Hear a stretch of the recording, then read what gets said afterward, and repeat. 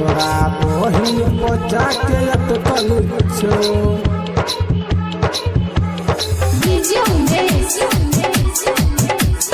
सुखीपुर बाजार Maithili music recording studio पुरौना बाजार। हमारा परवीन के सुन दिल तोरा बहिन बजा के अटकल छो।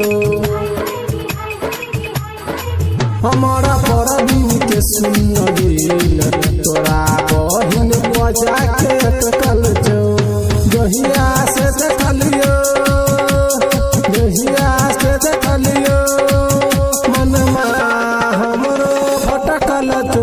एगे परवीन के सुन दिल तोरा बहिन बजा के अटकल छो।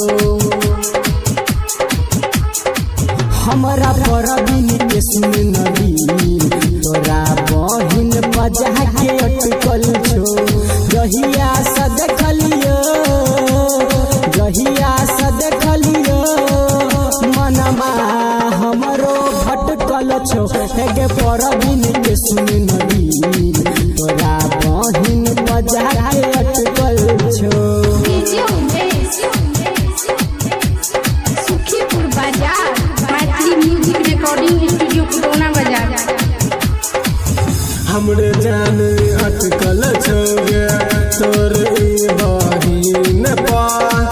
लब जदी जे करतो दोसर सा आन ले बोचिन को।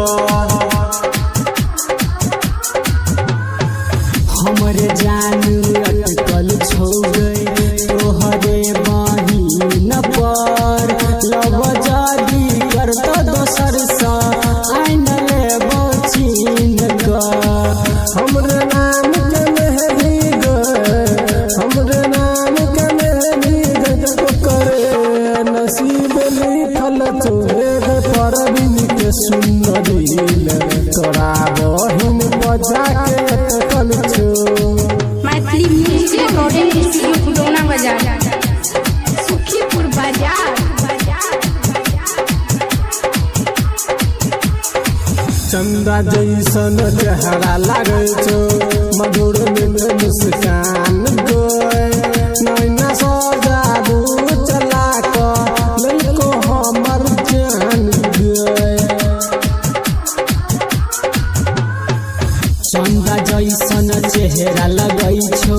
मधुर मुस्कान गए नैना सजादू चला के ललको हमर जान गए।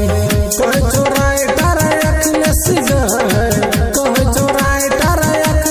गए परवीन के लभर बनल चाहे गे परवीन के सुन